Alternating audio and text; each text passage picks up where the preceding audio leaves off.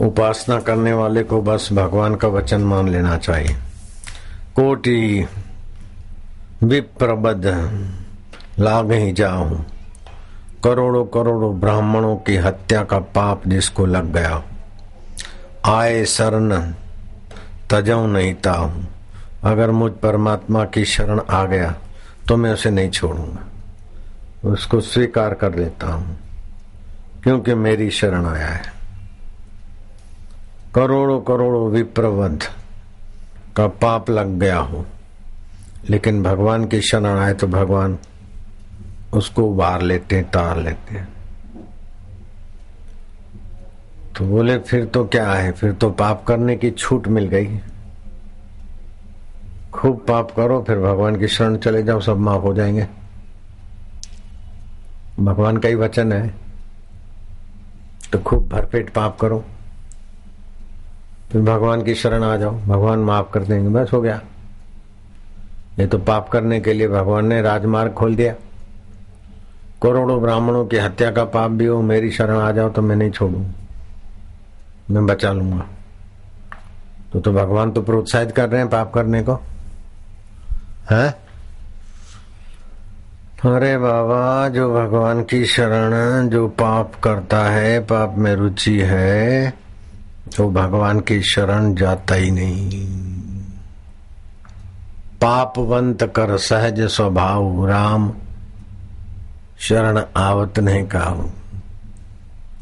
वो पापवंत का ऐसा स्वभाव है कि कथा की शरण नहीं जाता तो राम की शरण क्या जाएगा।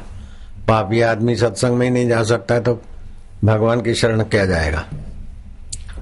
पापवंत कर सहज स्वभाव, राम कथा ते भाव न काऊ। ये रामायण में आता है।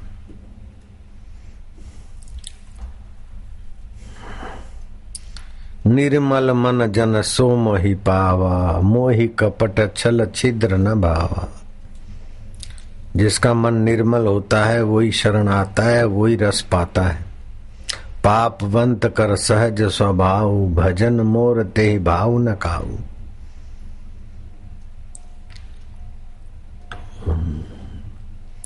भजन उसको भाएगा नहीं।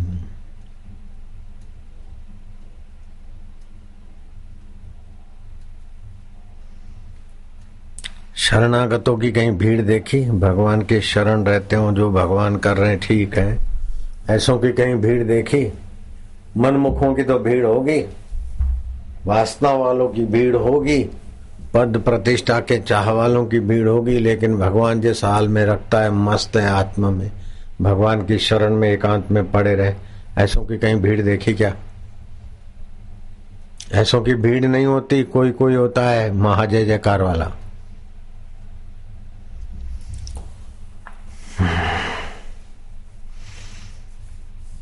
फिर आश्वासन भी देते हैं, उत्साहित भी करते हैं।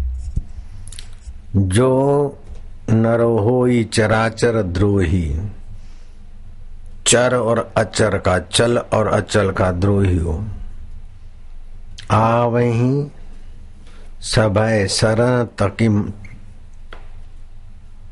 तकी मोही। तजी मद मोह कपट छल नाना, करऊं हृदय तेहि साधु समाना। सुग्रीव दुर्बलताओं से भरा था, वासनाओं से। भगवान की शरण गया और अपनी असमर्थता प्रकट किया, अपनी कमजोरी, अपनी दीनता, अपनी अयोग्यता को हृदय पूर्वक स्वीकार करते हैं तो फिर भगवान उसे स्वीकार कर लेते हैं, बचा लेते हैं। लेकिन ऊपर ऊपर से, भीतर से पाप की वासना है और ऊपर ऊपर से भगवान तुम्हारी शरण। ये तो माँ भी जानती है कि बेटा हृदय पूर्वक बुला रहा है कि ऊपर ऊपर से माँ माँ कर रहा है और चाट भी खा रहा है, खिलौना भी खेल रहा है, माँ माँ झूठ मूठ में रोता है रामी। माँ ध्यान नहीं देगी। माँ की वृत्ति तो बाहर है, अंतर्यामी तो हमारी वृत्ति के भी साक्षी हैं। भगवान सबके अंतरात्मा, जिसकी जैसी रुचि होती है।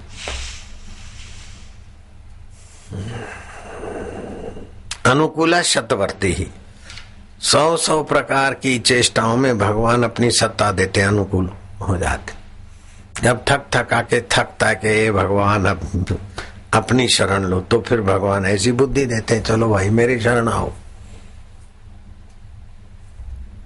अपनी चालाकी होशियारी से जो ठगी बगी करके सुखी होना चाहता है तो कर ले।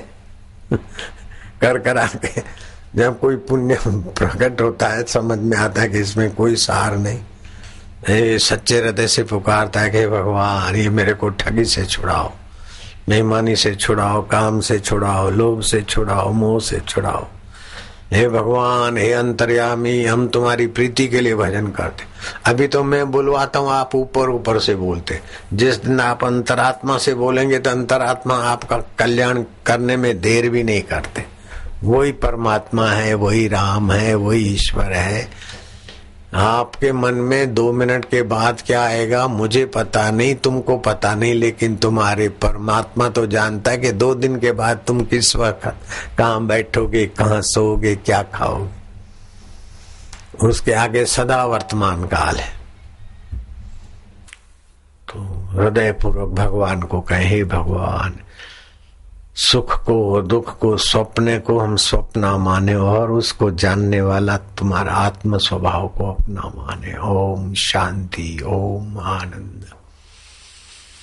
इस प्रकार आप भगवत शांति, भगवत आनंद के धनी होते जाएंगे तो बुद्धि में भी दिव्य प्रखरता आएगी, भगवत प्रसाद जा बुद्धि बनेगी। एक तामसी बुद्धि होती, शराब, कबाब, चोरी, ढोंग, पाखंड को समझते कि अच्छा है, इन लोगों को क्या पता।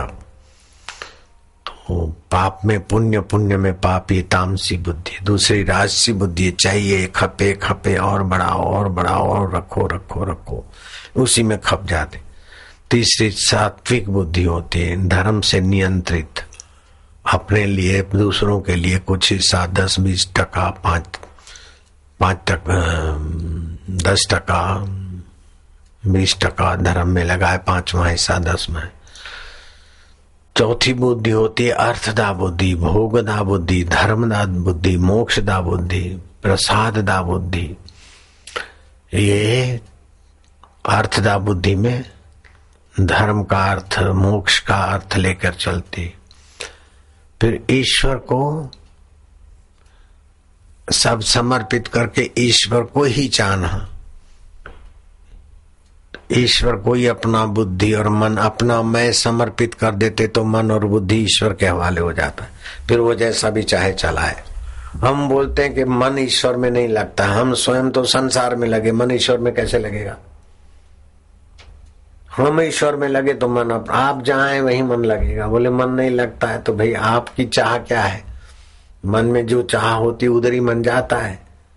मन नहीं लगता है, मन नहीं लगता है तो आपकी चाह तो ये पाने में, ये करने में, और मन लगाते भगवान में कैसे लगेगा। तो आप भगवान कैसे हैं, कब मिलेंगे, ऐसे दिन कब आएंगे कि मैं एकांत में भगवत ध्यान में आनंदित रहूंगा, व्यवहार में सुख दुख आएगा तो उसको स्वप्न मानूंगा, अपने आत्म सुख में इतना विभू व्याप्त हो जाऊंगा कि ये शरीर होते हुए भी अपने को आकाश से भी विशेष व्यापक ब्रह्म रूप में जानूंगा। ऐसे दिन कब आएंगे, ऐसे दिन कब आएंगे कि मैं जीते जी सुख दुख के प्रभाव से परे जीवन मुक्त हो जाऊंगा। जन्म मृत्यु मेरा धर्म नहीं है, पुण्य पाप कछु कर्म नहीं, मैं अज निर्लेपी रूप कोई कोई जाने रे। ऐसे दिन कब आएंगे। इस प्रकार की प्यास जगाओगे तो आपकी बुद्धि भगवत प्रसाद जा हो जाएगी।